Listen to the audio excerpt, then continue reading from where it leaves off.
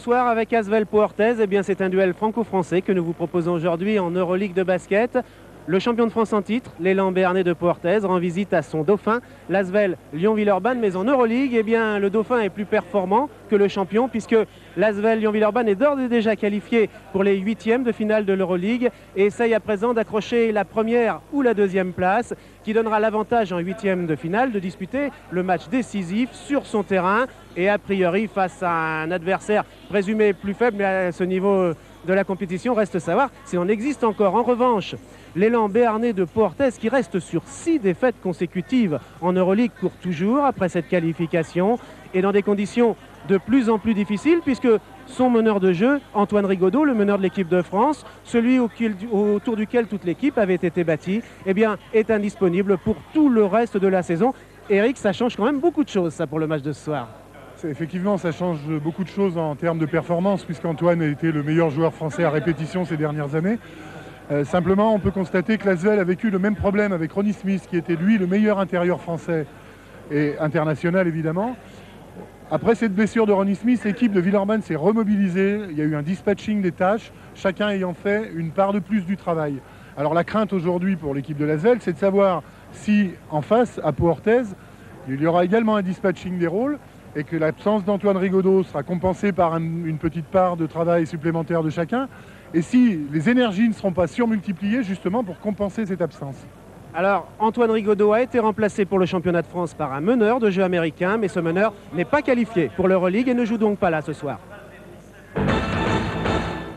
Pressure, push it on the side, help it rebound, together, fellows. Les dernières consignes de Greg Beugnot s'adressent à un 5 de départ très classique, puisque Dylan Herod va commencer pour l'Asvel avec Jimmy Nebo, Alain Digbeu, Brian Howard et Jim Bilba. Côté Pau Orthez, eh bien c'est aussi un 5 classique avec Frédéric Fautou, Corey Crowder, Thierry Gadou, Didier Gadou, son frère aîné, et Lawrence Thunderberg, c'est cet Américain formidable qui a pris la place de Joseph Blair à Pau et qui fait vraiment un travail très important. Thunderberg va être opposé à Jimmy Nebo pour l'entre-deux, Eric. Absolument. Alors Thunderberg, à mon sens, c'est le meilleur intérieur français du championnat actuellement, sans aucun conteste. Plus de 25 points de moyenne depuis 2 mois. Un glaneur de rebond comme il en existe peu. On peut parler un petit peu de l'ambiance aussi, Jean-Paul, puisque la salle de l'Astrobal est pratiquement pleine comme un œuf. Quelques sièges restant encore à remplir pour les retardataires. Et c'est-à-dire encore un petit peu plus pleine qu'avant parce qu'elle s'est agrandie, la salle. Absolument, 450 places supplémentaires en libérant des sièges sur les niveaux supérieurs. Et il y en aura bientôt d'autres encore de places supplémentaires. On l'espère. Donc c'est une salle qui est évolutive comme son équipe. C'est parti. Elle n'arrête pas de grandir et la première balle est pour Pau Orthez, ce qui n'est pas une surprise. Elle a été gagnée par Lawrence Thunderberg. Alors les 2 5 de départ classiques, vous l'avez dit, les bluffs n'existent plus entre Monclar et Greg Beugnot. Les 2 équipes se connaissent parfaitement bien. Là, il s'agit d'une qualification au bout du match pour Pau Orthez et d'une possibilité de seconde place pour l'Asvel, ce qui sous-entend que personne ne bluffe personne. C'est très important de jouer entre la 1 et la 2e place plutôt que 3e. Donc les 2 premiers points de cette rencontre sont par Crowder. Par Crowder qui sera remplacé en championnat de France par Damon Bailey au poste de meneur de jeu suite à la blessure d'Antoine Rigaudot. Et pour l'instant, c'est Dylan Herod qui a la balle pour l'Asvel. Il a donné à Brian Howard, c'était les 2 meilleurs Américains du dernier championnat de France. Et Bilba. Défense de zone en face, défense de zone, c'est pas courant ça. Défense de zone de la part de Pau. C'est là que c'est pas courant, on s'aperçoit qu'en Euroleague on pratique beaucoup la défense de zone à présent. Et ça a été un ballon chaud bien récupéré par l'Asvel. Jim Bilba. Alain Digbeu, Jim Bilba. La balle reste à l'Asvel.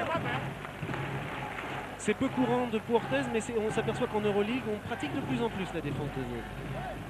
Quand il y a une pression énorme sur les extérieurs de cette manière-là, ça fait reposer la qualité du jeu sur les tirs extérieurs et avant le match, une équipe ne sait pas si elle est à droite ou pas. 2 points de Jim Bilba. Alors normalement, justement, on dit que l'Asvel est une équipe extérieure, c'est sa force, les tirs à 3 points ou alors les tirs extérieurs à l'intérieur de la raquette comme celui que Jim Bilba vient de réussir. Voilà, simplement parce qu'effectivement le potentiel de points qu'apportait Ronnie Smith à l'intérieur de la raquette n'existe plus pour l'instant. Ronnie est en avance sur sa récupération, il est convalescent, mais effectivement, il faut compenser ce manque de points par des tirs extérieurs. Didier Gadou, qu'on vient de voir, a perdu la balle face à Alain Digbeu. Alain Digbeu qui est un très gros défenseur. Il avait fait une croix sur ses possibilités offensives il y a 15 jours à Séville pour s'occuper d'Anderson, le meneur de jeu de Séville. Ah. Le premier shoot de Dylan Herod est réussi, c'est important. Rien de mieux pour la confiance, effectivement. Rien de mieux pour la confiance. Là, pas d'observation, pas de round d'observation, directement dedans. Elles n'ont plus rien à observer, les deux équipes, elles se connaissent si bien. Crowder. Voilà, alors on peut imaginer quelque chose. Crowder sait que maintenant en championnat de France, il ne jouera plus. Il est qualifié pour l'Euroleague. À mon sens, l'orgueil naturel du joueur fait qu'il va vouloir prouver aux dirigeants de Pau qu'ils se sont trompés en prenant un autre joueur à sa place, quand bien même il ne joue pas au même poste. Et il faut redouter Crowder. Les 5 points marqués par Pau l'ont été par Crowder. Et Crowder qui, normalement, n'est pas un shooter, mais un défenseur. Il était venu pour défendre aux côtés de Rigaudot, qui lui était chargé de marquer les points. On s'aperçoit que Crowder s'est marqué les points. Brian Howard, mais récupéré par voilà, bon augure. Rebond de Jimmy Nebo. Donc c'est important, Jimmy Nebo face à Thunderbird récupère un rebond offensif. Le but de la zone, techniquement, c'est de cadenasser tout cet espace blanc à l'intérieur de la raquette, de manière à ce que les joueurs de Villeurbanne soient un petit peu gênés dans la récupération des ballons. La balle tourne bien pour l'Asvel et c'est une faute qui est sifflée à Didier Gadou, pardon, le frère aîné des Gadou, qui a été poussé à la faute par Alain Digbeau. Alors est-ce qu'il est besoin de rappeler que les deux coachs ont été coturnes, on dit dans notre jargon, c'est-à-dire C'est quoi coturnes partageant la même chambre. Ça veut dire qu'ils se connaissent parfaitement bien. Ils ont été la paire d'arrière la plus redoutable à l'époque de Limoges, jouant l'un à côté de l'autre. Le jeu s'est arrêté, le temps d'évacuer un spectateur qui était victime d'un malade. Ils ont joué à Limoges, ils ont gagné ensemble la Coupe des Coupes avec Limoges. Exactement, à Grenoble. À la fin des années 80. Alors démonstration de ce qu'on disait tout à l'heure. Faute offensive de Jim Bilbam, semble-t-il. L'arbitre signale qu'il s'est appuyé sur son défenseur pour monter au rebond. Voilà, l'arbitre c'est un Polonais, Wisław Dziś. J'ai une petite anecdote.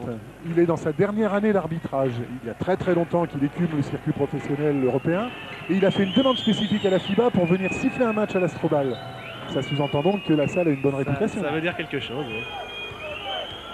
Fautou contre Dylan Herod. Fautou, c'est le remplaçant d'Antoine Rigaudot. C'est lui désormais qui est chargé de mener le jeu. Un contre de Jimmy Nebo. Mais la deuxième tentative de Didier Gadou est la bonne. Voilà, et la base physique des Béarnais à l'intérieur, avec effectivement systématiquement au rebond 2 ou 3 joueurs à plus de 2,5 m.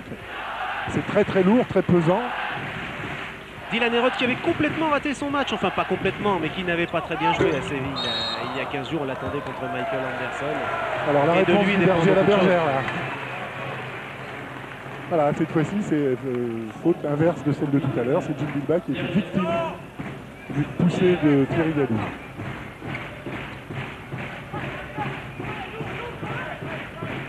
Dylan Herod contre Frédéric Fautou. Ce sont les deux meneurs de jeu de cette rencontre. Et les deux équipes portent les mêmes couleurs. Alors l'Asvel joue en blanc à domicile. C'est le vert qui est la couleur des deux. Oula. Alors une petite précision, quand un défenseur touche la balle avec le pied, ça redonne une séquence de 30 secondes à l'équipe qui attaque. Perte de balle de Jim Billiard, ça c'est rare. Ça signifie qu'il y a un pressing. Il y a une défense très très agglomérée en dessous dans la raquette qui interdit tout mouvement facile à proximité du panier. Lawrence Thunderbird. Très bonne défense de Jimmy Nebo. Très bonne défense. Qui s'en tire très bien pour ce début de match. Ouh, là on était parti pour le alley-oop, la classique. Malheureusement, et il y avait un frère Gadou entre les deux. Évidemment, et de plus en plus en Europe, les défenses travaillent spécifiquement contre cette arme de l'Asvel. C'est Didier Gadou qui a fait la claquette offensive. C'est son frère Thierry qui joue à l'intérieur parce qu'il manque un pivot. Il faut le préciser aussi, il ne manque pas qu'Antoine Rigaudot à Pau Orthez. Il manque aussi le pivot norvégien Torgeir Bryn qui est blessé.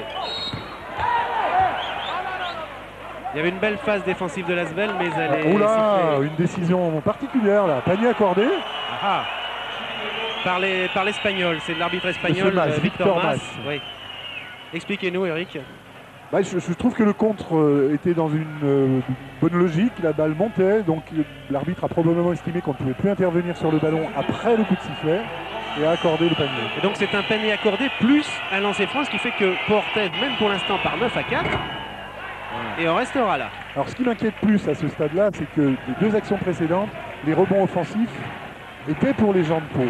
Et ça sous-entend qu'on n'arrive pas bien à cadenasser le rebond et ça sera prioritaire pour espérer gagner le match. Moins 5 pour l'Asvel qui est soutenu par son public, on l'entend. très très condensée cette défense à l'intérieur. Dylan Heureux. Voilà une des possibilités de faire exploser une défense de zone, c'est effectivement de pénétrer au cœur de cette défense de manière à focaliser l'attention des défenseurs, ce qui occasionnerait une passe plus facile en dessous pour un grand, ou alors comme c'était le cas puisqu'ils n'ont pas mordu au piège, de se libérer un espace à l'intérieur de la raquette en sachant qu'il y a une toute petite zone de 3 mètres carrés là, où Dylan Heureux excelle entre autres au plan de l'adresse. C'est une des clés du match. Dylan Heureux est bien dans cette rencontre. Il a une petite baisse de forme depuis le début de l'année. Il est tellement sollicité aussi, Jean-Paul, vraiment. Tous le sont, puisque tous sont internationaux. Pas Dylan Heureux, bien sûr, mais tous les Français des deux équipes pratiquement sont internationaux, sont très sollicités. Marché, c'était aussi un marché de... Alors excellente défense, 25 secondes de défense pour amener un joueur adverse à faire une erreur. C'est une excellente défense. C'est étonnant qu'on arrive encore à tromper son adversaire dans une descente, parce que dans une défense, elles se connaissent tellement bien ces deux équipes. Ça fait la 10e fois en 2 ans qu'elles se rencontrent, en moins de 2 ans. Et puis alors, ils regardent, on a toutes les cassettes de tous les matchs du championnat. Elles se connaissent par cœur, hein, ces deux équipes. Et ce match est aussi celui des deux entraîneurs. Greg Beugnot, qui vient d'être nommé président du syndicat des entraîneurs unifiés, et Jacques Monclar, qui est son vice-président. Il faut tirer vite. La balle sera donnée à Pau Orthez. Effectivement, elle a touché un élément extérieur au terrain de jeu, c'est-à-dire en l'occurrence l'affichage chronométrique et 30 secondes du dessus du panier. Alors on vient de voir le président du syndicat des joueurs, c'était Greg Beugnot. Et on voit à présent le capitaine de l'équipe de France, Jim Bilbao. Le SCB, syndicat des coachs de basket. Ouais, on ne dit pas entraîneur, on dit coach. C'est un sport américain le basket. Oh, on dit peut-être pas coach, mais c'est syndicat des coachs. Il fallait trouver un nom générique qui soit différent de ce qui existait déjà.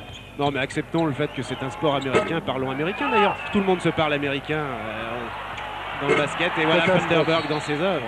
Lawrence Funderburk. Ah. Ouais. Alors, j'essaie d'expliquer ça.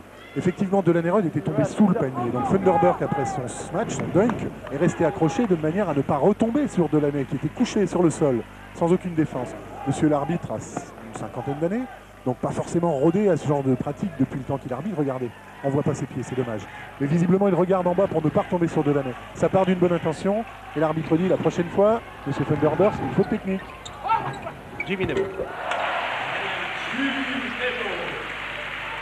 Il s'en tire relativement bien, hein, parce qu'en face, c'est un client vraiment. Non, mais c'est un bon début de match, hein. Oui, effectivement, de Jimmy Nebo face à Funderburk, qui a la balle. Et quand il a la balle, en général, ça fait mouche dans cette zone, hein, dans ce secteur. Grande phase d'intimidation. Bon, il y a un palmarès professionnel NBA d'un côté avec Funderburk. Jimmy Nebo, 4 ans de basket simplement, qui a beaucoup progressé, on le dit à chaque rencontre, mais qui apprend le métier systématiquement avec des clients de plus en plus forts contre lui.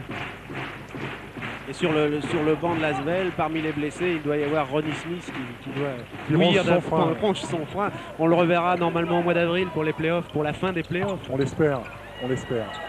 Brian Howard à 3 points, un panier qui fait beaucoup de bien à l'Asvel parce que l'Asvel avait 5 points de retard, il n'y en a plus que 2. La balle à Pau Orthez avec... voilà. Encore une fois, je ne peux pas me souvenir qu'hormis le tir de Dylan Heureux à mi-distance dans la raquette, c'est-à-dire 3 ou 4 mètres, il ne me semble pas que l'Asvel ait marqué un panier intérieur. La zone fonctionne à merveille puisque les joueurs d'Asvel sont obligés de marquer les points en périphérie, voire au-delà de la ligne des 6,25. Et ce qui bien sûr fait tomber l'adresse parce que de l'extérieur on est moins adroit qu'au centre. Voilà, ce qui fait que statistiquement les joueurs les plus adroits d'un championnat quel qu'il soit sont les joueurs qui jouent près du cercle, les intérieurs, les numéros 5, les pivots comme on peut les appeler. Et à l'Asvel, eh bien c'est Bilbao, et à Pau Orthez, ce doit être Funderburk. Évidemment. Alors une rentrée intéressante, Laurent Foirest. Un jeune Laurent Foirest. Rentré à la place de Didier Yadou. Un transfuge d'Antibes. Il a accompagné Jacques Monclar dans la mutation de la saison dernière. C'est une valeur montante du basket français. Oui, un sérieux espoir. Oui. Un gaucher redoutable. Frédéric Fautou à 3 points. Alors Fautou a réalisé son meilleur pourcentage et son plus grand nombre de points contre Villeurbanne, avec en particulier énormément de tirs à 3 points. Il avait été déjà la saison dernière redoutable lors des phases finales des playoffs. On a l'impression que c'est un joueur qui s'éclate particulièrement lorsqu'il joue contre l'Asvel. Jim Bilbao. Panier intérieur de Jim Bilbao qui est allé provoquer. Ça, c'est de bon augure. Voilà, on voit Jim Bilba feinte, Funderburk est dans le vent. Et 2 points pour Lasvel. Et pendant ce temps-là, Frédéric Fautou a tenté de s'approcher du cercle, il est reparti. Hein, le ballon est à l'extérieur. 10 secondes à jouer. Voilà, Frédéric Fautou qui prend ses responsabilités depuis l'absence d'Antoine Rigaudot. Un petit peu comme Laurent Pluvy, il est en train d'éclater à Pau. Comme Laurent Pluvy l'a fait quand Villanera était blessé. Un rebond gagné par Lasvel, de haute lutte, Jimmy Nebo, Alain Digbe, Brian Howard. Superbe et dedans Et pas dedans. Il n'y aura que 2 lancers. Et non pas un panier bonifié. 2 lancers pour Brian Howard. Superbe action collective, contre-attaque. Première fois que Lasvel développe une action rapide et une contre-attaque de cette manière-là. Alain Digbe. Redoublement et triplement de passe pour ce qu'on appelle dans le jargon du basket un trailer. C'est-à-dire celui qui traîne, qui arrive derrière. Et 2 lancers francs pour Brian Howard.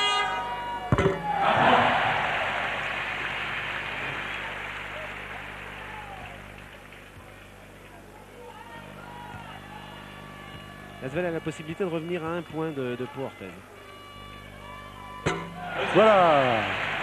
15 à 16. Yvan, notre statisticien préféré, est à nos côtés bien évidemment et me signale que ce point que vient de marquer Brian Howard est le 1000e point précisément de Lasvel depuis le début de la saison. Vous venez d'assister à un événement. Ouais, c'est toujours sympa ces petits chiffres anecdotiques comme ça.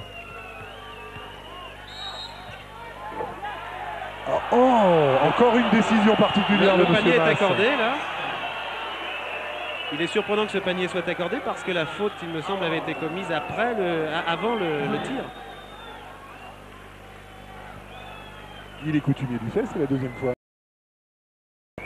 Il avait même été, franchement, la faute avait franchement été commise avant le tir. Normalement, ce panier n'aurait pas dû être accordé. C'est un panier bonifié puisqu'il y a un lancer franc pour Laurent Floires derrière. Et finalement pas bonifié. Laurent Floires s'est arrêté alors qu'il était le plus adroit normalement. Exactement, c'est le plus adroit de Pau. Ah oui, avec 87% de réussite, ça veut dire 8,7 paniers marqués sur 10 tentés à cet endroit-là. Alors normalement il n'en ratera plus ce soir. C'était le lancer qu'il rate dans la soirée. Alors il faut que Villeurbanne s'arrange pour ne plus faire de faute sur lui. Alain Digbe à 3 points. Il y a eu un petit bruit sympathique mais après ça n'a pas continué. Alain est un tireur spontané, épidermique comme ça, donc il faut qu'il marque un panier à un moment pour se remettre en confiance. Alors cette fois c'est Crowder qui a monté la balle pour Pau Orthez. Crowder qu'on a moins vu depuis le début du match. Bien pris en défense, bien belle défense de Lasvel.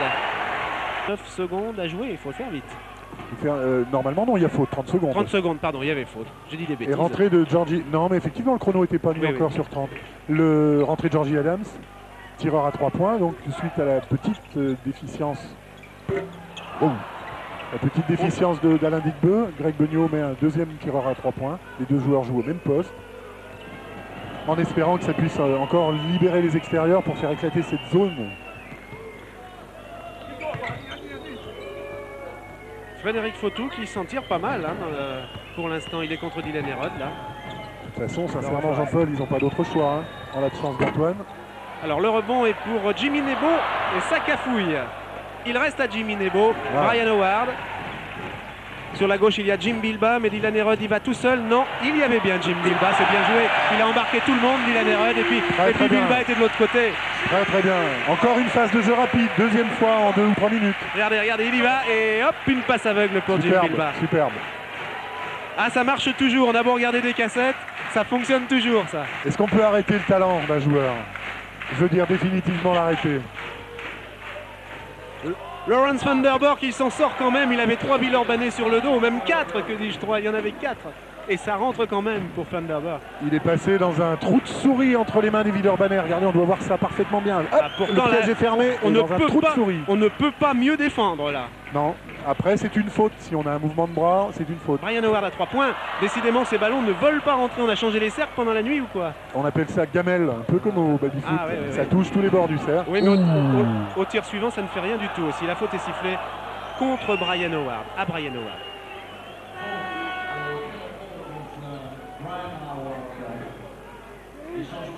Alors on confirme au plan statistique ce que l'on disait tout à l'heure. Lasvel a quelques soucis pour les captations de ballons. Alors c'est un peu de maladresse, mais également peut-être du placement. Et c'est dommage de laisser les possibilités de deuxième tir aussi faciles à l'équipe adverse. Karim Ouattara, non c'est Jim Bilba qui va faire l'entre-deux. contre le jeune prodige, lui aussi, Fabien Debos. La balle avait été gagnée par du bas. Il y avait l'idée. Il n'y a pas eu l'arrivée du ballon. Elle est tombée dans les mains des Béarnais. Et il y a +4 pour Pau-Orthez et la possibilité d'aller plus loin dans l'avancée. Et Monclar crie du bord du terrain, on joue sur le premier pic. Ça veut dire, on déclenche l'action immédiatement après le premier écran qui est fait pour le joueur. Et ça fonctionne visiblement. Et pourtant Jim Bilbao était sur l'action au contre. Dylan Herod, oui, voilà, on voit l'action. 6 points. Alors petit à petit, Pau est en train d'imposer. À 3, c'est à 3. Il fallait qu'il rentre parce que là, ça commençait à sentir le roussi pour l'Asvel. C'est vrai, mais encore une fois, c'est un tir à l'extérieur. Donc tout repose pour l'instant sur l'adresse.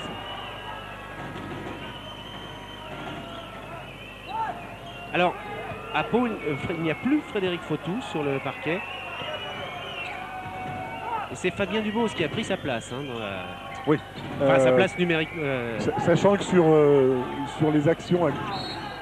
Sur les actions... Ah ouais, bien sûr, il est très grand, l'autre est plus petit. Il faut plier les genoux plutôt que de mettre les mains. Oui, sachant qu'à Pau, le binôme Crowder-Forest peut monter le ballon.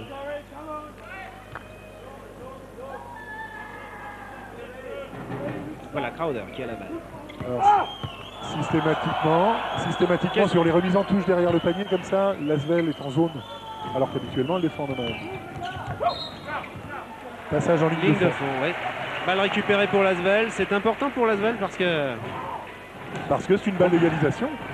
6 minutes 50 à jouer et seule défense, il est en progrès, on le répète également à chaque rencontre, il est en progrès énorme, c'est un plus qu'il apporte à l'équipe. Le responsable de l'équipe de France se plaint de n'avoir pas en équipe de France de joueurs qui prennent assez leurs responsabilités dans les tirs intérieurs. Il y en a un, il est Georgie Adams. Ah, eh ben, Monsieur Mas nous accorde encore une fois ce panier. Victor Mas, c'est le second arbitre de la rencontre. Alors que fait le Polonais, qui est le premier arbitre qui peut annuler ces décisions, hein, non, enfin ça se fait pas bien là. Bon, ça se fait pas. C'est pas bien perçu dans le milieu. C'est pas bien perçu. Simplement, il est par définition l'endroit où il se trouve le rend plus à même de siffler ce genre de choses, alors que Monsieur Zitsch, qui est à l'extérieur, avait peut-être moins de facilité.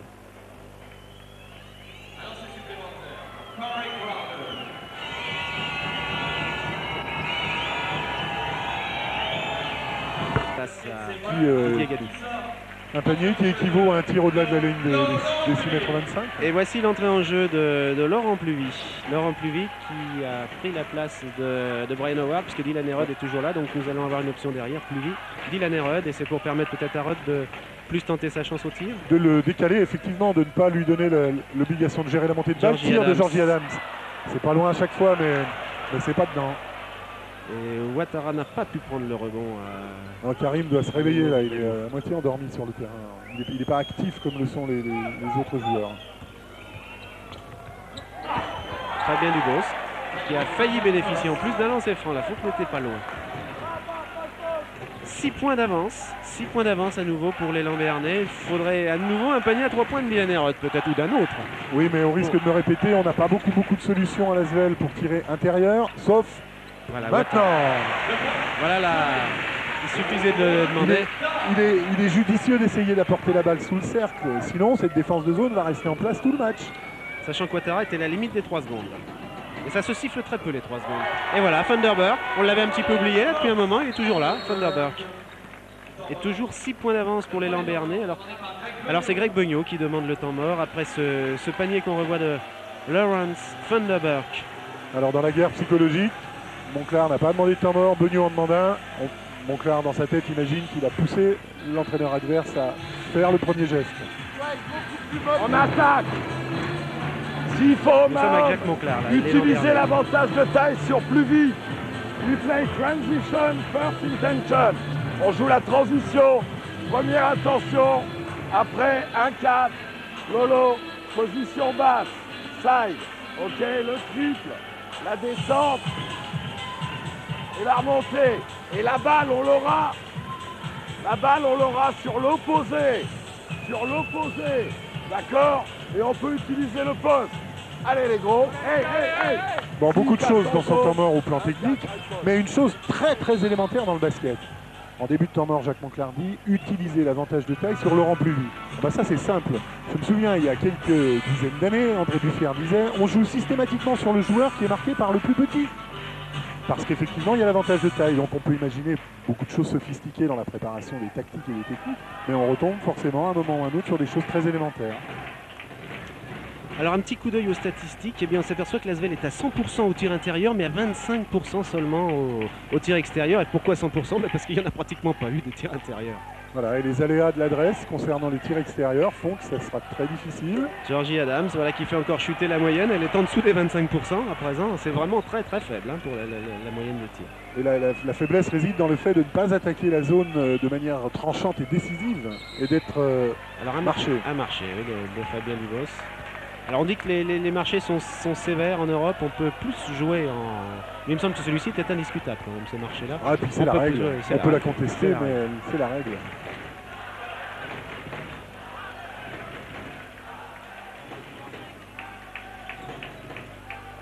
Donc toujours cette défense de zone. Beaucoup de difficultés, ouais. La balle bouge beaucoup en périphérie, mais... Georgie Adams qui s'approche. Seulement il y a eu un petit contre et donc sa balle n'est pas rentrée. Et puis un rebond cadenassé par les joueurs de l'élan béarnais. Lawrence van der Burk. Allez, il n'y a pas que les Villeurbanais, enfin les joueurs de Lyon-Villeurbanne qui sont maladroits. Georgie Adams. Plus un point. Enfin, plus un lancé. Panier éventuellement bonifié.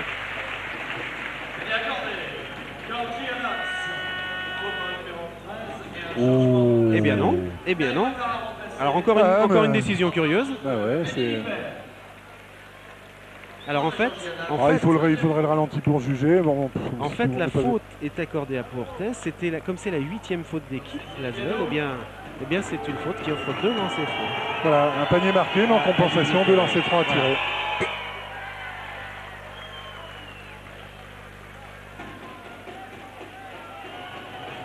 Il y a 8 fautes à 4, 8 fautes sifflées contre l'Asvel, 4 contre l'élan béarnais. Les 2 points convertis, donc ça annule finalement le panier marqué par Georgie Adams en contre-attaque sur l'action précédente.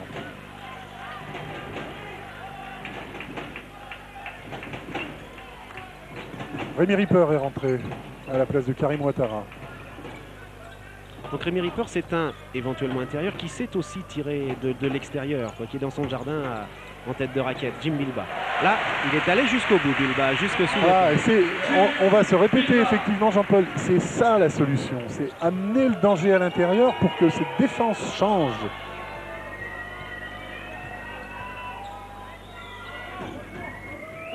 Il reste 3 minutes à jouer pour Orthez à 4 points d'avance. 3 minutes en première mi-temps, bien sûr. Et alors, 2 défenses. C'est trop facile. C'est Didier Gadou, le cadet des 2 frères, qui joue en intérieur, qui avait été servi par son frère. Dylan Herod à 3 points. Laurent Pluvy. Il en prend beaucoup comme ça, Laurent Pluvy, des rebonds, en étant placé là. Voilà. Ça ne vaut que 2 points, mais c'est quand même un panier qu'il fallait que l'Asvel marque. Pour rester dans ce match à 2 minutes 30. Parce que Puertes a beau être privé de son meneur de jeu et l'un de ses pivots, Puertes fait bien le jeu depuis le début de ce match. Et Fabien Dubos. Et collectivement, Pau joue parfaitement bien le coup. Parfaitement bien le coup. Vous aviez raison en début de match de dire attention, on trouve d'autres solutions quand on a perdu sa vedette. Et ça soude l'équipe. Dans l'adversité, on est beaucoup plus soudés. Rémi Ripper était dans son jardin. Ça n'a pas fonctionné, mais l'Asvel va conserver la balle puisque Jim Bilba a poussé à la faute Fabien Dubos.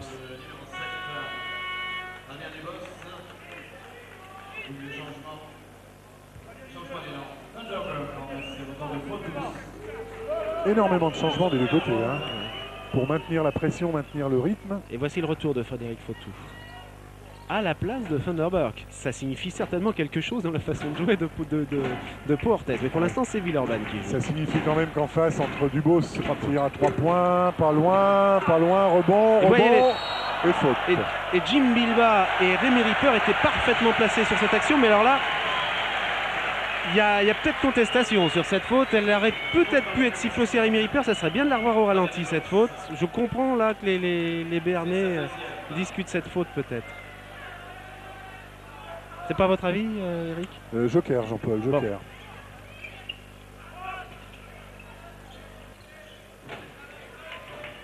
En tout cas, c'est l'avis de Jacques Monclar. Oui, Funderburg dehors, sur le banc, effectivement, mais Fabien Dubos de mètre 8, les frères Gadou de mètre 6 tous les deux, ça fait quand même beaucoup de physique en dessous. On peut sortir Funderburg. Je sais pas s'il est à 3 points celui-là, de toute façon il n'est pas dedans, mais bravo, ouais, Bilbao sans Funderburg récupère les rebonds là-bas. Oh, Laurent Pluvy. Laurent Pluvy. Ok, fabuleux le tir de Laurent, mais quelle intelligence de la part de Jim Bilbao, qui a cueilli le rebond et qui a offert un tir à 3 points dans un espace totalement libéré de la défense. Et néanmoins 6 points, 3 points d'avance. Et voilà. Un peu sévère la faute, non? Voilà, c'est Monsieur Mas, quoi. Ouais. Bon, c'est peut-être une façon de rééquilibrer certaines décisions prises en début de rencontre. Oh, je ne crois pas que ça soit aussi calculé que ça. Mais... Ouais, mais... Non, je dirais que c'est certainement son petit dada, ça. La notion un peu subtile entre la faute de défense et le passage en force, avec dans sa tête quelque chose de très clair, et systématiquement passage en force. Et ça, c'est une bonne opération pour l'Asvel qui récupère la balle à 1-10 avec 3 points de retard. À 1-10 de la mi-temps. Laurent Pluvy, non, il ne fait pas 2 fois de suite la tentative à 3 points. On a Olivier Bourguin, voilà. Allez-y, oui. Possiblement pour allumer un petit peu. Shooter extérieur, Olivier Bourguin. Beaucoup de... Un panier, on le dit qu'il est heureux ou qu'est-ce qu'on dit de ce panier? Alors on dit qu'il est heureux dans la finalité parce qu'il tombe dedans, mais l'intention de Rémi Ripper était quand même de mettre la balle dedans parce que c'était pas une passe. S'il ne l'avait pas tenté. Et interception, l'Asvel finit très fort cette mi-temps, Dylan Erod. Très bien. Et l'Asvel passe en tête et ça n'était pas arrivé depuis la première minute de la rencontre. Depuis la première seconde peut-être bien. L'Asvel a mené 4-2 et depuis ce score, l'Asvel n'était plus en tête et c'est un temps mort évidemment demandé par Jacques Monclar pour Portez à 34 secondes de la mi-temps. L'Asvel vient de retourner la situation en 30 secondes. Là. Alors... On va bien sûr écouter si... On écoute Jacques Monclar. On dribble pro sur les systèmes. D'accord? On dribble pour prendre l'intervalle.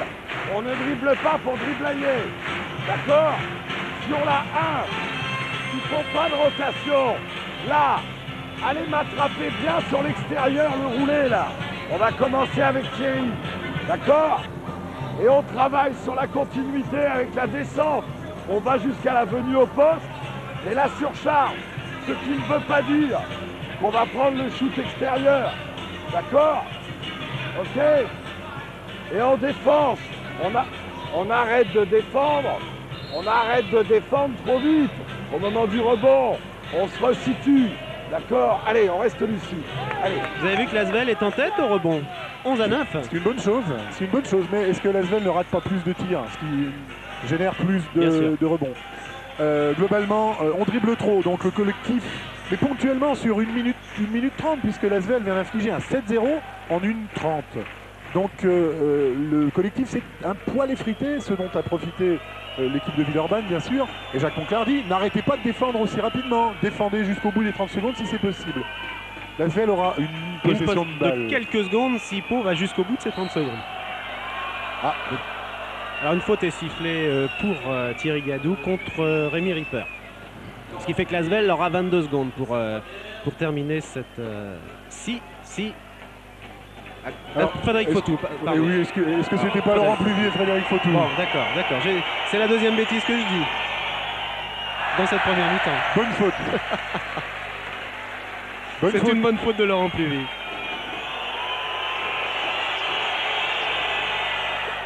Et c'est à la limite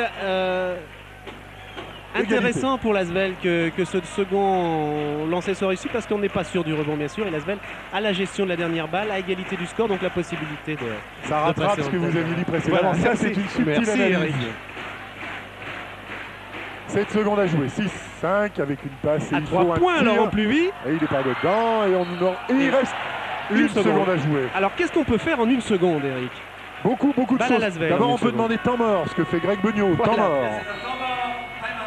Donc ça va être une longue seconde. Attention, la mi-temps n'est pas encore là. C'est pas le moment d'aller chercher une bière au réfrigérateur. Il reste encore une longue seconde avant de faire ça. Là, c'est la partie d'échecs qui commence pour les deux coachs. On est compte égalité à 1 seconde de la pause. Balle à Lasvel. Olivier, c'est quoi la remise? Beaucoup de calme. D'accord. Après, 4 et 5. Vous jouez ici, là. D'accord. Lolo. Ici. Là, à l'opposé de la balle. 4 et 5 on the same time. You go pick like that. You pass Dylan. On the air, you shot. D'accord. Pas de faute sur le bloc. Olivier, il faut la mettre en l'air. Dylan, you run like that and you come back for the ball. D'accord. Et après, hey, if it's not possible, là, le pic. D'accord. Là. Et là, on l'a tout de suite. Alors imaginez-vous qu'il faut faire tout ça en 1 seconde. Hein. Oui. Alors une seconde à partir du moment où on reçoit la balle, hein, attention. Et regardez si c'est pas de la tactique ça. Temps mort demandé par Jacques Monclar de l'autre côté. D'accord. Allez, si on peut aller du côté de Jacques Monclar maintenant, écoutez. C'est beaucoup demandé là. Je sais pas, est-ce que Jacques a autorisé le... Oui, on l'a entendu tout à l'heure, Jacques. Oui. Il a pu refuser ponctuellement celui-là. C'était ce temps mort-là qui est déterminant. Alors, quand on dit 1 seconde, c'est 1 seconde à partir du moment où la balle est récupérée par un joueur. C'est-à-dire c'est plus d'1 seconde en fait. Voilà, Jacques Monclar. Allez. Ah ben on a Jacques Monclar pour dire allez-y les gars. Il lui manquait juste les petites 10 secondes là pour finir de préparer sa défense. Alors globalement ce que j'ai retenu de ce que demandait Greg, c'est une balle relativement haute pour qu'elle soit captée en l'air et tirée dans le même geste. Donc pas de reprise d'appui, si j'ai compris ce qui était demandé. Et par contre de l'autre côté on imagine que stratégiquement il va y avoir voilà, cette forme de défense individuelle maintenant qui est censée gêner totalement la remise en jeu probablement. Alors, Olivier Bourguin contre Didier Gadou pour la remise en jeu. Et voilà. Dylan Herod tout de suite. Et il n'est pas dedans. Mais c'était bien vu. Par contre, c'est respect complet des consignes demandées par Greg Beugnot et a priori respect complet au plan de défense des consignes demandées par Jacques Monclar. Parfait. Alors on se retrouve égalité parfaite 37-37. On se retrouve pour la seconde mi-temps dans 26 petites secondes. À tout de suite. À tout de suite.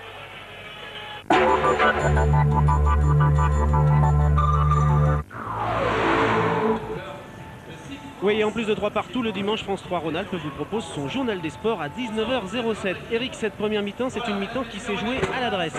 Oui, vraiment. Alors, à l'adresse pour plusieurs raisons. Une, d'abord parce que c'est le but du basket de marquer les paniers, c'est pas très facile. C'est encore rendu plus difficile parce que la défense de zone qui a été appliquée pendant la quasi-totalité de la mi-temps a beaucoup paralysé l'Asvel. Un chiffre est révélateur. Sur les tirs à 3 points, 3 tirs réussis par l'Asvel sur 15 tentés. 15 tentés, ça veut dire il n'y a pas beaucoup de solutions. Il faut tirer très loin du panier. Le pourcentage s'en ressent. En comparaison, Pau, qui fait un étalage d'adresse absolument incroyable, est à 63% de réussite au total, ce qui, en termes de match européen, est une énorme performance. Et ça, c'est dû à la défense de zone de Jacques Monclar. Une défense de zone pendant toute la première mi-temps. À l'exception de la dernière phase, pendant cette seconde éternelle, vraiment, oui, défense de zone. Alors on peut imaginer quoi? Le pourcentage de réussite de l'Asvel n'est pas mauvais, puisqu'il est à 55%. Il faut espérer que ça ne baisse pas et supposer que celui de Pau baissera un tout petit peu pour équilibrer les débats. Alors, l'Asvel a pris 10 tirs de plus que Pau pendant le match. Généré par une chose particulièrement, l'Asvel ne perd que 4 ballons en première mi-temps, ce qui est aussi une performance en Euroleague, compte tenu de la défense agressive qui existe en face, alors que Pau de son côté en perd 7. Si j'aimerais insister, si ça pouvait le stigmatiser un petit peu, Alain Digbeu n'est pas en réussite. Il a la seule évaluation négative des 20 joueurs présents. Alors on reprend avec les deux mêmes 5 majeurs qu'au début de la première mi-temps. Les deux Gadou, Crowder, Fotou. Et bien sûr Thunderbird côté Pau. Digbeu, Howard, Jimmy Nebo pour l'entre-deux, Dylan Herod. Et un score de parité, 37-37. On redémarre pour une mi-temps déterminante. Il y a tout à faire et on peut se dire que ça ne peut pas aller plus mal pour l'Asvel à l'adresse, parce que quand on affiche une telle adresse au tir extérieur, donc vous disiez que c'est plutôt finalement une bonne chose que l'Asvel ait tenu le score de parité à la fin de cette mi-temps, où normalement Portez aurait dû qui récupère ce premier ballon comme en première mi-temps. Portez qui aurait très bien pu faire le break et qui aurait dû faire le break en première mi-temps compte tenu de cette maladresse de l'Asvel Lyon-Villeurbanne. La petite minute 30 de folie là où 7-0 ont bien ramené l'Asvel dans la roue de Pau. C'est le money time, l'Asvel qui revient toujours dans la dernière minute. Faire attention de ne pas se brûler à ce jeu-là. Hein. Ah mais ça plaît bien au public, hein. C'est ce qui fait en partie le spectacle du basket. Lawrence Vanderburg et le rebond à la limite des 30 secondes, alors c'est encore un signe. Pau qui fait voyager beaucoup le ballon. C'est Brian Howard qui a la balle, c'est lui qui avait récupéré le rebond tout à l'heure. Alain Digbeu, voilà. Il a hésité à 3 points et c'est Brian Howard qui tente à l'extérieur. Aïe aïe aïe, le pourcentage ne s'améliore pas. Alors est-ce qu'Alain n'a pas la confiance? Est-ce que ses tirs manqués de la première mi-temps ne lui donnent plus le réflexe de tirer au panier? Dans tous les cas, le tir de Brian était un bon tir. Encore une fois, il n'était pas dedans. Donc Frédéric Fautou, il était bien placé, Lawrence Vanderburg, peut-être à 3 secondes dans la raquette, mais on ne les siffle pas beaucoup. Non. La capacité de ce joueur-là, il est massif, il est grand, il est lourd. C'est qu'il peut se mouvoir dans un très petit espace pour aller chercher le petit trou de souris qui permet de passer le ballon. Et ça, pour un pivot, c'est une qualité qu'on trouve rarement. Et donc l'élan béarnais recrute 2 points d'avance. Jimmy Nebo qui ne peut pas s'approcher, donc c'était une tentative à 3 points. À 2 points, je crois. À 2 points, oui, il y avait un pied sur la ligne. Mais presque rien. Et le pourcentage des tirs à l'extérieur continue de chuter pour l'Asvel. On est à moins 20% maintenant, pas loin.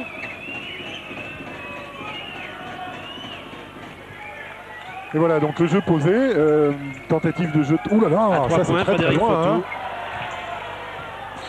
Et la balle est donnée à l'Asvel, Lyon-Villeurbanne.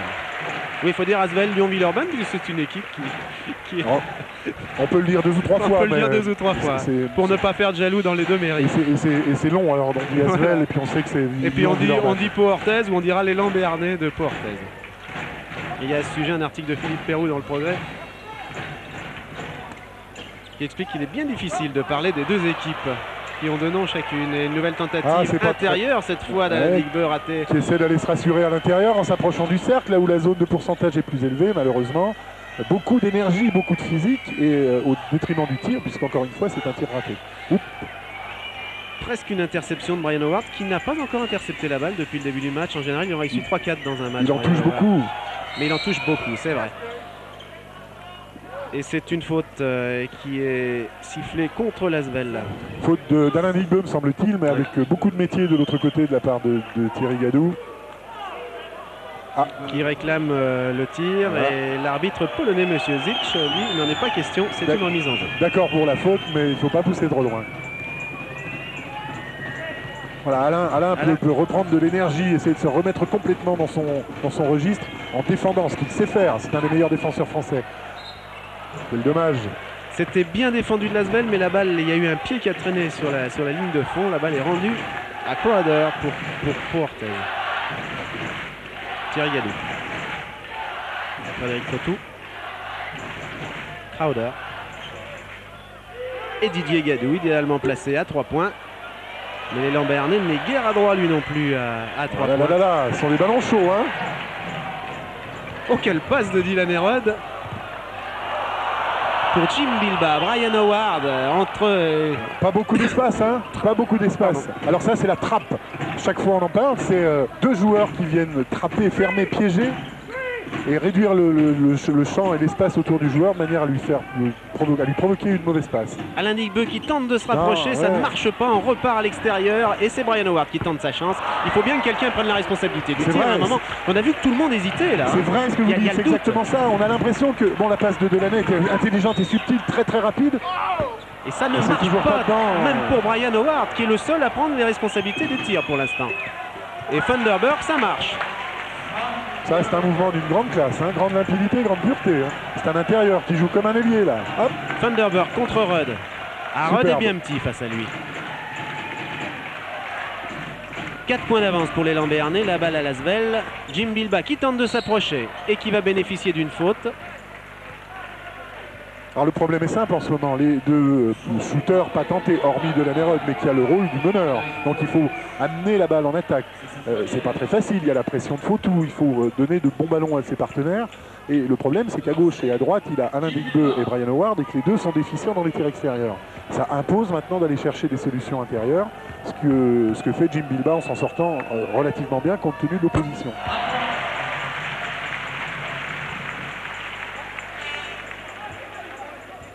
Et un lancé pour ramener le score à potentiellement 41-39 en faveur de Pau. Ce qui est fait. Donc c'est ça, il faut signaler que l'Asvel, malgré sa maladresse persistante, reste toujours en course dans ce match. Problème, l'adresse reviendra-t-elle? Delanerode a fait un grand moment de défense, oui, hein. Oui. Regardez, il reste 10 secondes à jouer et ils ne se sont pas approchés à moins de 8 mètres du cercle. Sauf là, et attention au rebond. Voilà, le rebond est pris par Jimmy Nebo et qui va bénéficier d'une faute en plus commise par Crowder. Exemplaire ce joueur Crowder. Il faut rappeler qu'il y a un mois à peine, il a perdu son frère dans des conditions assez tragiques aux États-Unis et que sa motivation est restée intacte sur le plan du basket.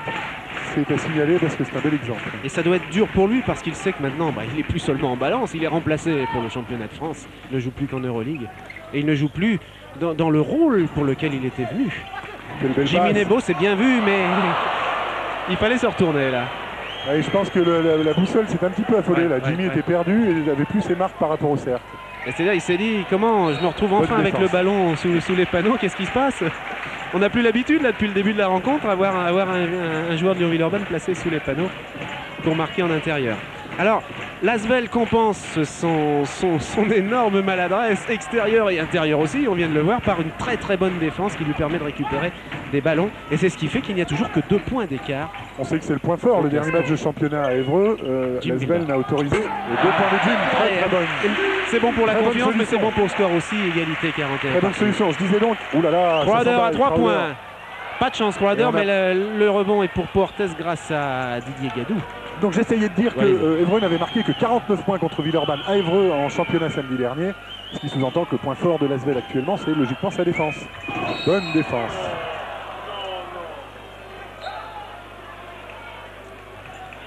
Ouais, mais la faute n'est pas commise par celui que l'on supposait. La défense de Jimmy Nebo parfaite sur le chemin du joueur qui pénètre. Apparemment la faute est sifflée à Alain Digbeu. Jimmy, elle était sifflée à qui? Jimmy Nebo? Non, elle est sifflée à... Elle est sifflée à Alain Digbeu, oui. Alors Alain, par contre, on ne voit pas bien sur les images puisque l'action se passait derrière le dos du joueur de l'élan. Peut-être Alain a-t-il poussé un peu. Voilà, un ballon chaud encore qui est récupéré. Non, qui est récupéré par l'Asvel. Toujours la défense villeurbannaise, ça compense la maladresse.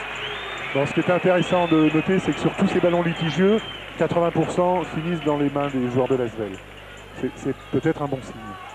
Parce que finalement, la maladresse, on n'a pas beaucoup de prise là-dessus. C'est quelque chose qui ne se règle pas scientifiquement. En revanche, la défense, on sait comment faire. Exactement.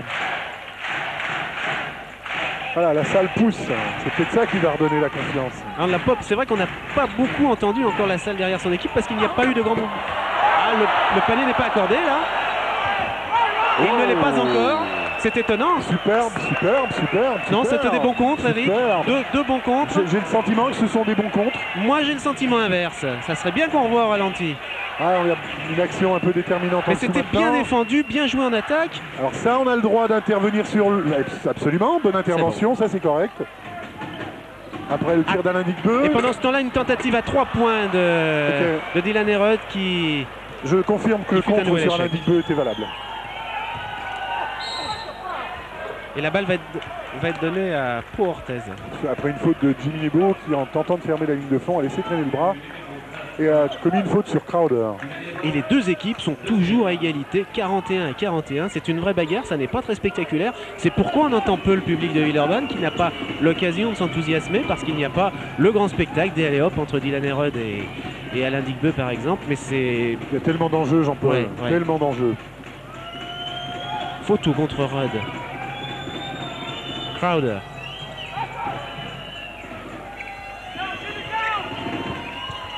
Et Thunderbird qui passe toujours dans son trou de souris et qui gagne une faute, qui récupère la balle grâce à la faute qu'a commis Jimmy Nebo, qui a vraiment poussé Jimmy Nebo à la faute. Que faire d'autre contre cette nouvelle feinte de Thunderbird? Regardez. Alors, Ploum. 3. Ah, bon, c'est du ralenti. Ouais, d'accord. Là, peut-être 3 secondes. Ouais. Là, peut-être 3 secondes. Mais comme on les siffle très peu. C'est vrai. Et la faute est là.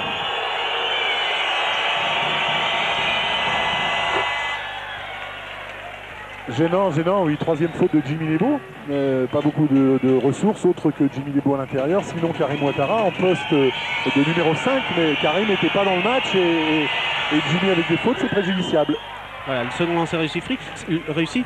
Ouais, il y a aussi Jim Bilbao qu'on met à l'intérieur, mais on le met à toutes les sauces. Il est tellement fatigué entre l'Asvel et l'équipe de France que c'est vrai, il vaut mieux avoir les deux vrais pivots de l'équipe, Jimmy Nebo et Karim Ouattara bien dans le match. Alors, là, vous venez de le dire, Jimmy Nebo il a 3 fautes et Ouattara, c'était pas ça en début de match. Encore un ballon chaud et cette fois récupéré par l'élan béarnais qui a 2 points d'avance plus la balle. 2 points d'avance, la balle. Un seul joueur a marqué des points depuis la reprise à Pau. Laurence Vanderberg. Et 6 points marqués par Pau depuis la reprise.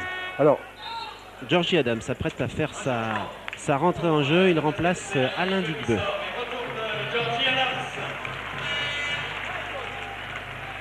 Alain qui doit être très frustré de rentrer sur le banc après une prestation comme celle-là. Même si au plan défensif, il a fait d'excellentes choses. Il faut toujours positiver. Pas mal Fautou contre Red. Crowder est parfaitement placé, Thierry Gadou. Et ça fait mal à l'Asvel parce que l'élan béarnais prend 5 points. C'est beaucoup plus que 5 points dans une rencontre classique ou dans une rencontre très offensive car c'est une rencontre de défense. Et 5 points, c'est beaucoup. Et en un seul tir, là maintenant, Gadou a marqué la moitié, l'équivalent de la moitié des points que son équipe avait marqué depuis la reprise, alors qu'on a joué 7 minutes. Et une balle qui est partie entre les poteaux. C'était presque un drop. Non, je parlais d'un drop en rugby. Pardon, qui atterrit dans le public de Dylan Herod. On sent qu'il y a un petit énervement quelque part là. C'est pas un énervement de Dylan Herod qui a tenté quelque chose, mais il y avait personne à la réception. C'est pas compris là du côté de l'Asvel. Ça correspondait certainement à quelque chose de mis au point dans l'entraînement. Jimmy Nebo, pas long, mais c'est sa 4e faute. Et là, il s'en va. Il laisse sa place à Rémi Ripper. Alors ça, c'est embêtant. Hein. Jimmy Nebo, 4 fautes. On en parlait, ça l'est. Donc ça va imposer à Jim Bilbao probablement de jouer en poste numéro 5, Rémi Ripper en numéro 4, un peu plus extérieur à la raquette. Et cela signifie que Jimmy Nebo ne pourra revenir en jeu que dans le Money Time. Maintenant, il faut le garder. Il faut garder cette cartouche pour le Money Time éventuellement. On ne peut plus utiliser Jimmy Nebo. Tout dépend de la physionomie du match. Si l'Asvel est réellement dominé intérieur, il faudra bien prendre une décision. Ça sera un kit ou double à ce moment-là. Là, il y a un surnombre évident.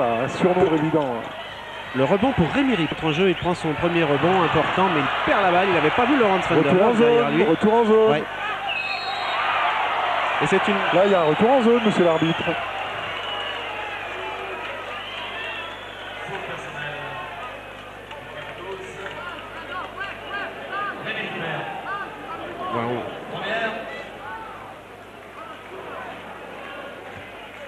Bon, mauvaise passe pour l'Asvel. Euphorie du côté de Pau, beaucoup d'incertitudes, de balles mal ajustées.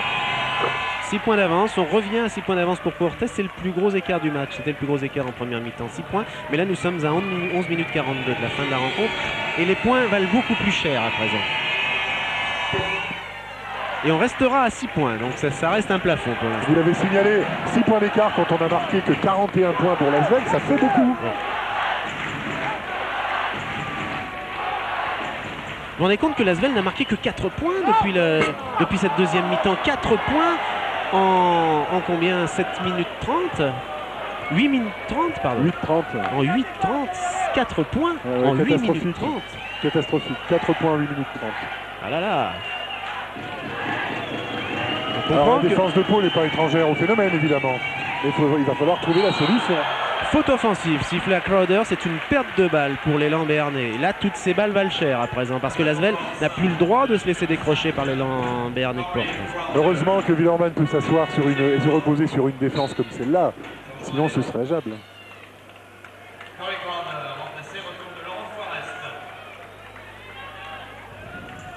Donc Crowder qui cède sa place à Laurent Forest du côté de Pau, Dylan Herod qui mène. Et c'est forcément pour renforcer l'équipe dans la tête de Jacques Monclar. On pourrait imaginer Crowder sortant parce qu'il y avait beaucoup de fautes. C'est pas le cas. Et voilà, balle perdue par l'Asvel, récupérée par Georgie Adams qui n'est pas parvenu à tirer tout à l'heure à 3 points. Que fait Dylan Herod pour Howard et bien placé Ripper, mais quelle défense de Thierry Gadou, bien revu. Superbe rebond au milieu du paquet. Superbe rebond. Ah, il fallait aller le chercher celui-là parce qu'on a vu une très belle défense de Pau Orthez. Diablement important de marquer les 2 points à ce moment-là.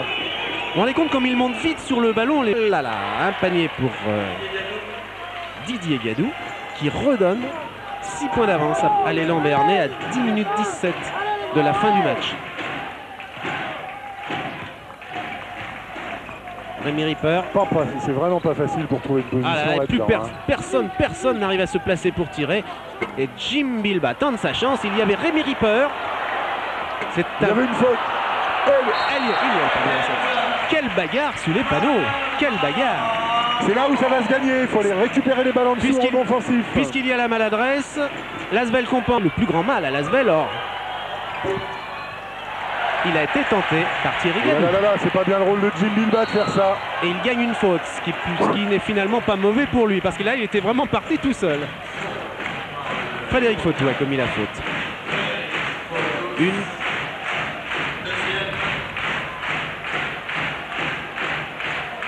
Et on revoit ce rebond, cette claquette finalement de Ward, gagné avec Rémi Ripper aussi. Alors... Une discussion. Oui. Monsieur Mas, arbitre espagnol, fait office d'agence matrimoniale. Là. Je réconcilie un petit peu tout le monde. Cela dit, c'est pas mal, ça évite les débordements.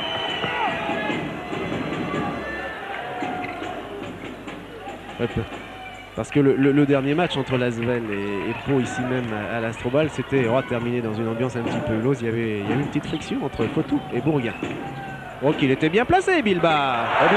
Et l'Asvel est revenu à 2 points. Voici enfin un jeu extérieur-intérieur. La passe arrive à Bilbah. Et l'Asvel vient de revenir à 2 points. Après avoir frôlé le pire.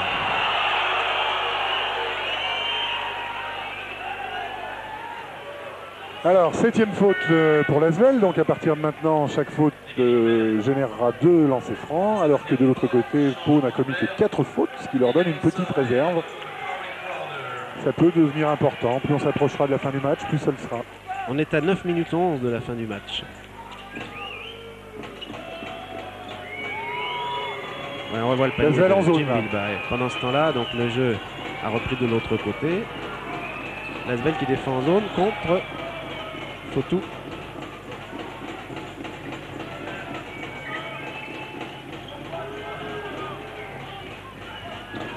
Reste Fautou à 3 points. Et le rebond de Crowder, ça n'est pas tellement son rôle d'aller prendre ces rebonds-là. Il l'a pris et il pousse Dylan Merod à la faute. Ce qui va donner 2 lancers francs. Et pendant ce temps-là, Jacques Monclar, pendant que Crowder se prépare à tirer, Jacques Monclar a rappelé 3 de ses joueurs pour leur parler. Forest, Thierry Gadou et Frédéric Fautou. 2 points. Alors nous, on en parle comme ça derrière un écran de télévision et avec un micro. Il y a une pression énorme quand même là. Ça fait 2 points d'écart. Ce match sera déterminant pour le classement et l'accession au 8e de finale. C'est capital pour les 2 équipes, bien sûr. Une pression énorme sur le terrain. Si l'Asvel perd ce match, c'est sûr, elle ne finira que 3e, au mieux 3e. C'est sûr, enfin, c'est pratiquement fait. Si Pau Orthez perd ce match, il serait très peu probable de revoir l'équipe en 8e. Rémi Ripper qui permet à l'Asvel de revenir à 1 point 49-50 à 8 minutes 30 de la fin de ce match. Ce match donc capital, on vient de le dire, pour les 2 équipes. On le dit à chaque match, mais... Ça, c'est l'Euroleague. Alors tout dépend aussi bien sûr des résultats, que dans le même temps, Séville réussit à l'oublier. Il ira à Moscou et recevra Séville. Alors on peut se dire que l'Asvel est capable de gagner ces 2 derniers matchs. Bon, c'est des projections. On peut se dire qu'elle est capable. Donc en gagnant celui-là, elle prend vraiment une option sur la faute de l'Ljubljana en espérant que Pau Orthez battra l'Ljubljana. C'est le premier objectif, c'est quand même de gagner celui-là. Allez, bien sûr. Ah ben non, mais on l'a dit ici, l'équipe qui perd ce match-là sera très mal. L'interception, eh bien non, la balle reste. Et alors là, Lawrence Vanderberg, ça faisait un petit moment qu'il avait mis sa tente dans la raquette. Et ces 3 secondes-là, il aurait peut-être été judicieux de les siffler. Parce que c'était 3 secondes qui en valaient bien 5 ou 6. Il n'était pas sorti, il était resté dans la raquette. Ah oui, non, il était installé avec son réchaud à gaz et il était en train de pique-niquer, mais... Voilà comment répond Brian Howard au campement de Lawrence Vanderberg dans sa raquette. Un panier à 3 points qui replace les 2 équipes à égalité. Et la salle explose. Écoutez.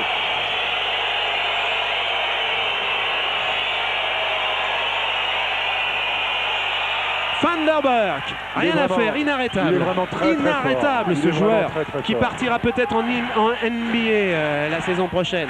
Sinon il restera à Puertez, bien sûr, on ne peut pas se séparer d'un joueur pareil. Il ne partira que s'il va en NBA. Puertez voudra le garder. Ah là là, hésitation. 3 tirs potentiels. On n'ose plus tirer. Personne n'ose tirer, tenter sa chance à 3 points. Et il reste 8 secondes, mais Bilba est placé à l'intérieur. Il gagne une faute. Super, Vanderburg. Vanderburg est un joueur très discret, très... Alors il était réputé justement pour un mauvais caractère. Il a fait un passage éclair à Paris, me semble-t-il. Très difficile à gérer. Tout sauf un équipier. Et en fait, il est irréprochable depuis qu'il est à Pau. Jacques Monclar dit lui que c'est le leader spirituel de l'équipe. Il est d'une pondération à toute épreuve. Une transition de 100% par rapport au personnage qu'il a été précédemment. Il n'a, je crois, raté absolument, n'est passé à travers aucun match depuis qu'il est à l'élan Béarnais de Puertez.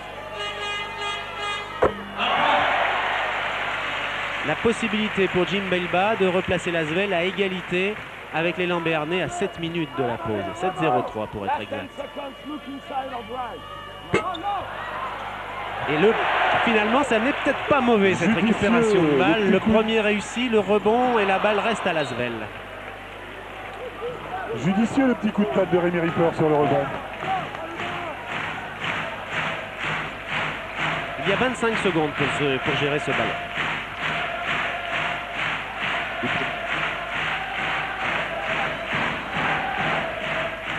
Dylan Herod. Oui. Et l'Asvel passe en tête. Alors à noter que ce sont les premiers points de l'année en seconde mi-temps. Écoutez le public, un point d'avance pour l'Asvel.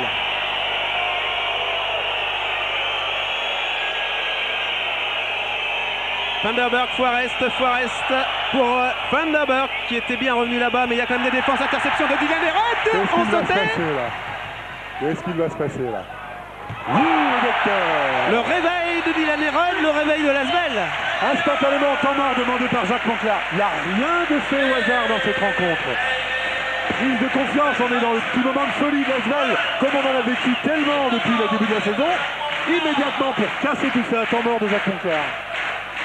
L'Asvel a 3 points d'avance et c'est un capital énorme compte tenu du déroulement de cette rencontre. Compte tenu du fait qu'il y a 4 ou 5 minutes, l'Asvel était comme moins 6. Comme ça sur Vandenberg.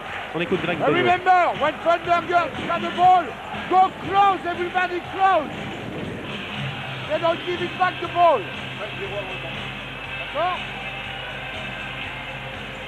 31% l'adresse à 2 points, extérieur, 22% à 3 points. Alors ce que vous stipuliez en début de match, en début de mi-temps, pardon, l'Asvel était à 55% de réussite en première mi-temps. Le début de seconde mi-temps était catastrophique puisque le pourcentage est passé à 45%. De l'autre côté, Pau était à 63% et le pourcentage est passé à 56%. Mais 56%, bien évidemment, c'est beaucoup mieux que 45%. Ce qui fait que la défense est nécessaire pour pouvoir obtenir les ballons et marquer les points facilement, ce que l'Asvel a fait depuis 5 ou 6 minutes. Alors ce match est un match pour spectateurs spécialistes. Parce que pour apprécier ce genre de basket, il faut vraiment s'intéresser de très près au basket parce que ça n'est pas un basket spectaculaire en première intention, c'est un basket de défense. Jean-Paul, ils sont plus de 5000 à aimer ce type de basket dans l'Astroval.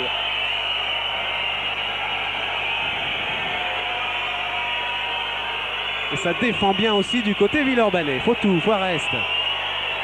Thierry Gadou. Forest. À 3 points. Et le rebond, est-ce qu'il n'y avait pas une petite faute? Non, la balle reste à l'Asvel. Voilà, c'est un combat d'hommes. C'est des glissades tout ça. C'est un combat d'hommes. C'est des glissades. Alors l'Asvel avec le ballon et 3 points d'avance. Et puis écoutez, le public derrière. Pas loin de 6000 personnes à présent dans cette salle. Non, 5003 à peu près.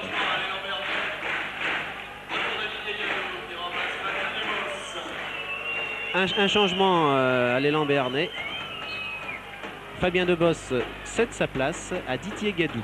Et on est, hormis Laurent Forest à la place de Crowder, dans une configuration qui ressemble beaucoup au 5 de départ de Pau. À l'Asvel en revanche, il y a Rémi Ripper et Georgie Adams qui n'étaient pas dans le 5 de départ. Dylan Herod, il a bien vu là-bas Georgie Adams, mais tout de suite Thierry Gadou est en défense. Jim Bilba, il revoit magnifiquement joué. Là c'est quelque chose qui s'apprend à l'entraînement. C'est répété ça à l'entraînement, hein. C'est pas fait par hasard. Au-delà du répété, c'est le feeling entre les joueurs. C'est l'altruisme des joueurs. 5 points d'avance pour l'Asvel. Écoutez le public. Vanderburg. Ah, quand il y a Vanderburg fait taire le public par un dunk. Quel joueur, quel joueur. Il a la faculté d'éteindre la salle, comme il a la faculté d'allumer celle de Pau. La pression, on ne connaît pas. La pression sur lui, ça n'existe pas. 5 points de retard, la pression du public et un dunk de Vanderburg.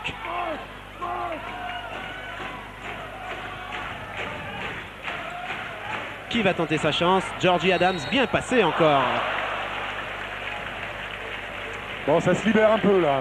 On sent des possibilités offensives un peu plus intéressantes au niveau de Villeurbanne, sachant qu'actuellement, je m'engage un peu, physiquement, on dirait que Pau marque un tout petit peu le pas et moins précis, moins près des attaquants de l'Asvel lorsqu'ils ont le ballon.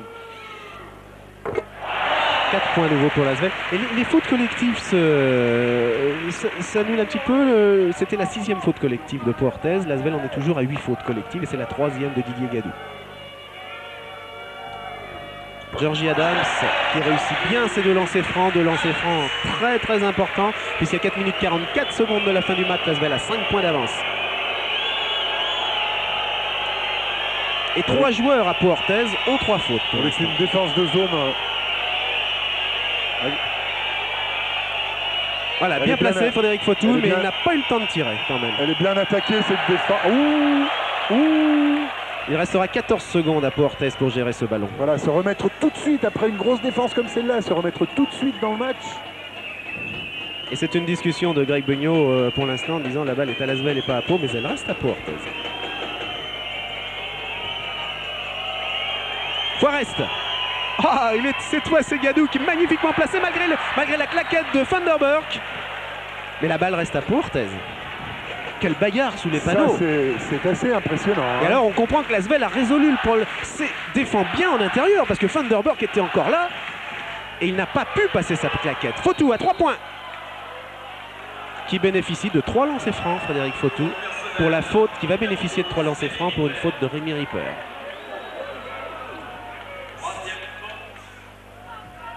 Voilà qui va un peu éteindre peut-être la... Ça donne surtout une possibilité de 3 tirs. Qu'est-ce qu'il considère quoi? Faute sur le tir. Faute sur le tir. Si la faute avait eu lieu après le tir, ça ne serait que 2 lancers. Faute sur le tir, donc 3 lancers. Oui, 3 lancers pour Frédéric Fautou. Il a plein d'amis dans la salle, Fautou. Un qui se rappelle de l'épisode de Bourguin en plus. Vraiment. Et à Pau Orthez, c'est Bourguin qui a plein d'amis. Alors Ah oui, là, métronome. Voilà, régulier, métronome, et ça va faire du bien à l'élan Béarnais. Encore un lancer. Avec au rebond Forest et Thierry Gadou côté élan Béarnais. Mais c'était inutile. Voilà, rien n'est fait. 2 points d'avance pour l'Asvel. Il reste 4 minutes. Jean-Paul, le danger du départ qu'on avait stipulé, le jeu intérieur de Pau par rapport aux carences peut-être physiques de l'Asvel, s'est matérialisé complètement en seconde mi-temps. Vanderburg, 14 points marqués à lui seul sur les 22 de son équipe depuis la reprise. Une faute est sifflée à Laurent Forest, Georgie Adams. C'est la 7e faute collective de l'élan Béarnais de Pau Orthez. Voilà, donc prochaine fois, il y aura 2 lancers. Voilà, les 2 équipes à ce chapitre-là sont à égalité. Toujours 2 points d'avance pour l'Asvel et 30 secondes à jouer à nouveau puisque c'était une faute.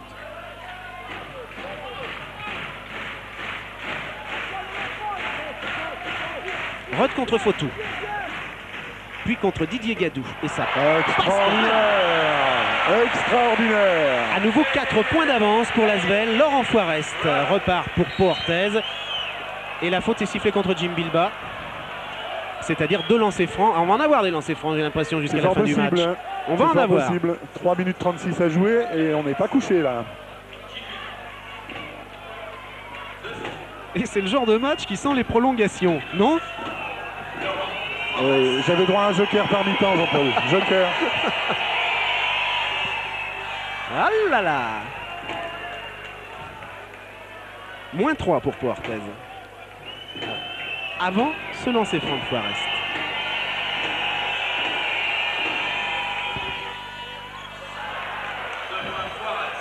C'est pour entretenir le suspense, ça. C'est pour le fun. 3 minutes 33, 2 points d'avance.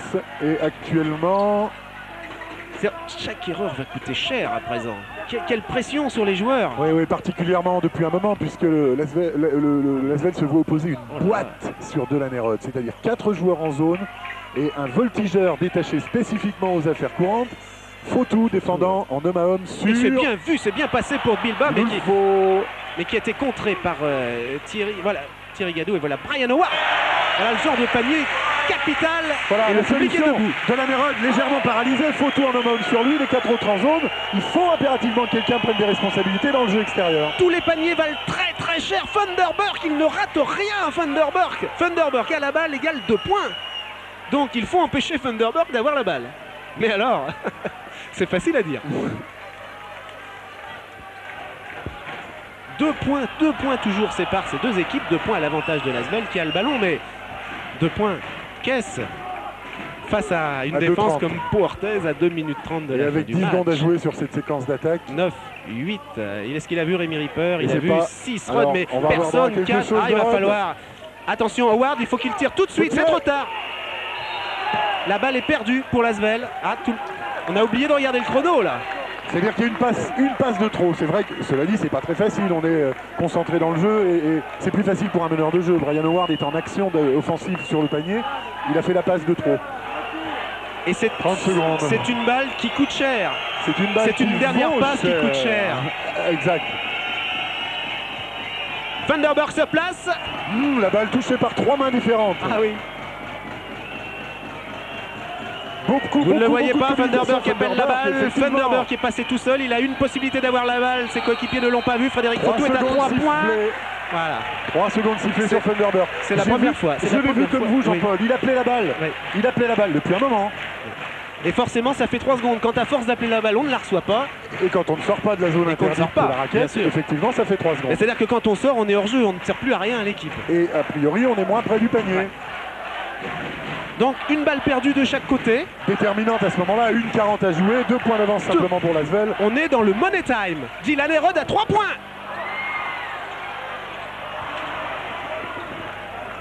C'est Funderburk qui a récupéré ce ballon, d'abord détourné par Rémi Ripper à 1:28 de la fin du match. -2 seulement pour l'élan béarnais. Forest, il y va. Non, c'est Funderburk qui était là. Qu'est-ce qu'il est fort, qu'est-ce qu'il est fort. Égalité à 1 minute 16 de la fin du match. Égalité. Écoutez le public.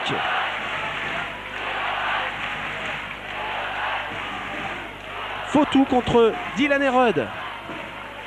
1 minute pile à jouer, 11 secondes de possession de balle, tir à 2 points.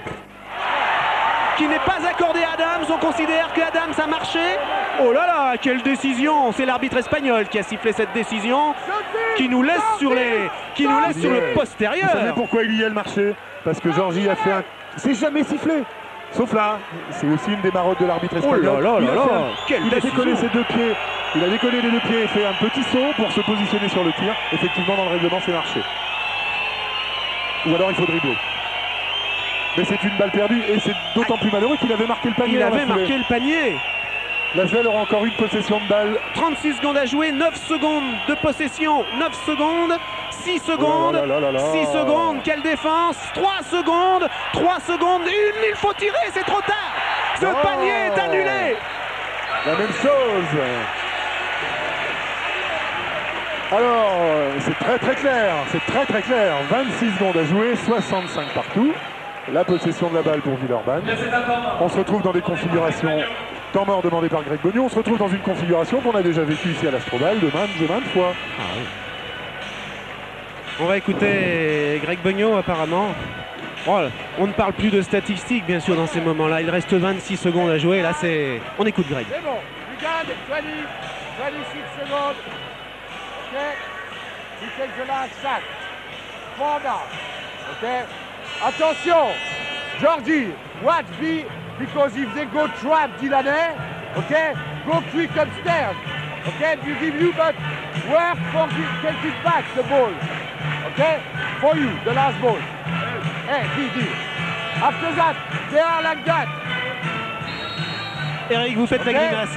Make a good pick here. If they go, look out for flash or shot. The last shot. Ok, voilà. You got the overtime. L'idée, Greg est conforté dans une idée, c'est que dans tous les cas, possession du ballon, et si on ne marque pas, si l'Asvel ne marque pas, il y a prolongation. Mais est-ce que Monclar de son côté ne va pas demander de faire une faute immédiatement pour bénéficier d'une possession supplémentaire? L'idée de Greg Boniot, c'est de dire on met 4 joueurs en bas, la balle est de Van Nerod, on gère le ballon jusque 3 secondes, 2 secondes avant la fin du temps réglementaire, et on prend le dernier tir. Il est dedans, on a gagné, il n'est pas dedans, on va en prolongation. Apparemment, la défense de Monclar, c'est pas faute. Donc, défense, homme à homme, évidemment, avec Laurent Forest sur de la Mérode. 14 secondes. 14 secondes. On le voit, on a les secondes. Les 4 joueurs en bas, comme demandé par Greg Boniot, 8 secondes à jouer. Oh là là 5, 4, 3, 2, 1, c'est perdu pour l'Asvel. Non, c'est bon, l'Asvel a gagné. L'Asvel a gagné. C'est incroyable. Au dernier centième de seconde, ce n'est pas la dernière seconde, c'est au dernier centième de seconde. C'est le panier le plus ahurissant de la saison pour l'Asvel. Non pas la dernière seconde, mais au dernier centième de seconde. Extraordinaire. Quel suspense. Quel suspense. C'est Georgie Adams qui l'a marqué, C'est Georgie Adams. C'est Georgie Adams. C'est le panier qui condamne pratiquement Pau Orthez. Qui risque d'éliminer Pau Orthez, hormis parcours catastrophique des autres équipes, mais qui risque d'éliminer Pau Orthez et les priver des huitièmes de finale, mais qui donne une chance supplémentaire à l'Asvel de finir seconde, ce qui est un avantage considérable. Ou première encore. Ou première. L'Asvel, je vous le répète, est à égalité avec Ljubljana à la deuxième place, mais avec un panier avérage défavorable et un point de retard sur le Panathinaikos, sans connaître les résultats de ce soir. Le Pana reçoit Moscou, Ljubljana reçoit Séville. On peut considérer que tous les deux auront gagné. Donc, tout reste à jouer la semaine prochaine à Moscou pour l'Asvel. Et puis en espérant que Pau Orthez s'accroche jusqu'au bout à son espoir de se qualifier et arrangerait bien dans ce cas-là les affaires de l'Asvel, puisque à présent, eh bien, Pau Orthez va jouer contre Ljubljana. Contre Ljubljana à Pau Orthez et se déplacera pour son dernier match au Panathinaikos, ce qui n'est pas une mince affaire.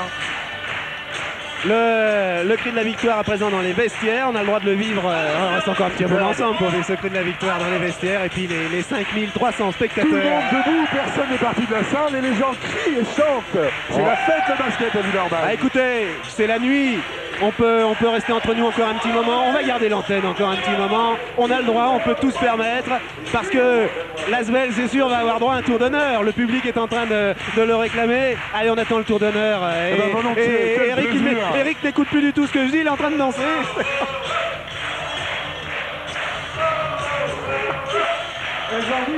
Et les joueurs n'entendent pas ça, hein, dans les vestiaires. Les joueurs n'entendent pas, on entend. Il y a un grondement, c'est l'appel, on le sent, la salle vibre. Bon, alors ils reviennent pas, les joueurs. Le président de l'association des abonnés de l'Asvel. Alors ce président qui va prendre sa retraite à la SNCF sous peu, qui aurait dû la prendre, mais c'est au moment du Final Four. Alors il va la décaler pour dire, mais on doit être au Final Four à Rome au mois d'avril, je crois. Voilà. Allez, on revient, voilà Dylan Herod, ils vont revenir. Dylan Herod, Georgie Adams. Regardez, bon, regardez. allez, pour le plaisir, le dernier. le dernier premier au dernier centième de seconde de la rencontre. Bingo! Parce que alors, vous voyez, la sirène, elle a retenti, mais vraiment à 1 millimètre de la main de Georgie Adams, quand le ballon n'avait qu'un millimètre d'écart avec sa main. Les voilà! Allez, les voilà. Yes!